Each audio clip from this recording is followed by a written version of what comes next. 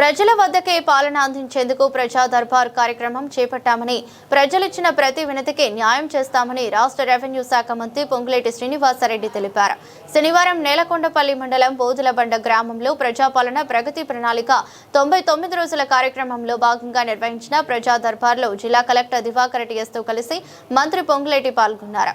ఈ సందర్భంగా మాట్లాడుతూ రేవంత్ రెడ్డి నాయకత్వంలో పలు అభివృద్ధి కార్యక్రమాలు, సంక్షేమ పథకాలను అమలు చేస్తున్నామని చెప్పారు. గత ప్రభుత్వం ఇల్లు ఇవ్వకపోవడం వల్లే ఇందిరమ్మ ఇళ్లకు ఎక్కువ దరఖాస్తులు వస్తున్నాయని పేర్కొన్నారు.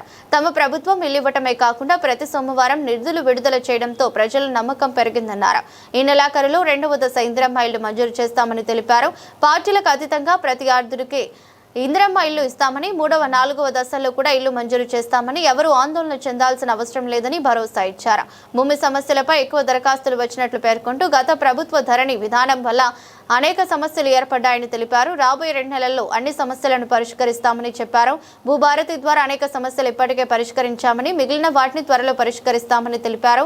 సాదా బైనామా దరఖాస్తులను కూడా పరిష్కరిస్తామని, ప్రభుత్వ భూములను సాదా బైనామా ద్వారా ఆక్రమించే ప్రయత్నాలు ఎట్టి పరిస్థితులను అనుమతించబోమని స్పష్టం చేశారు.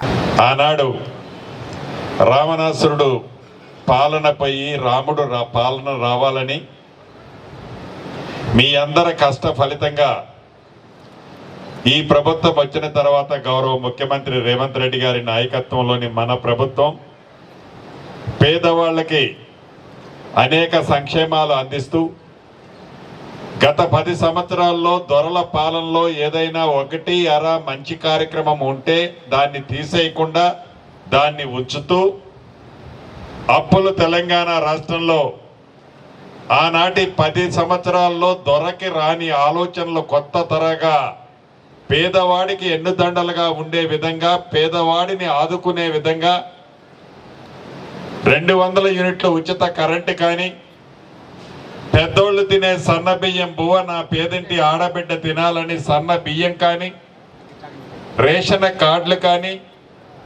10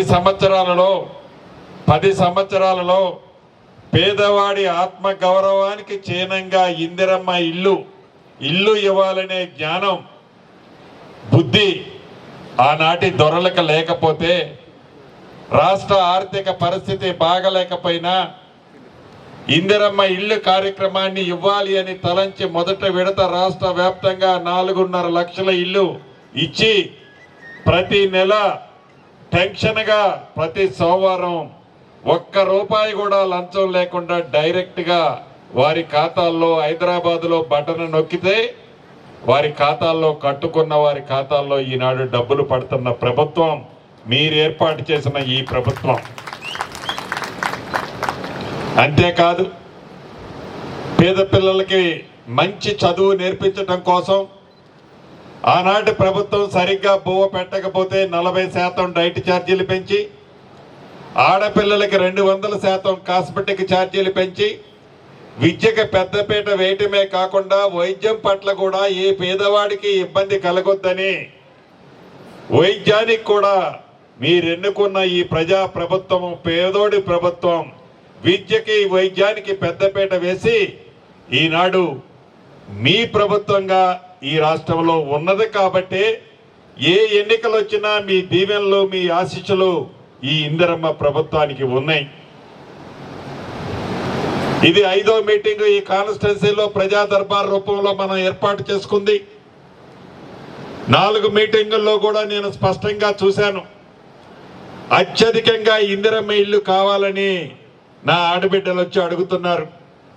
దానికి కారణం లేకపోలేదు. ఆనాటి పెద్దలు 10 సంవత్సరాలు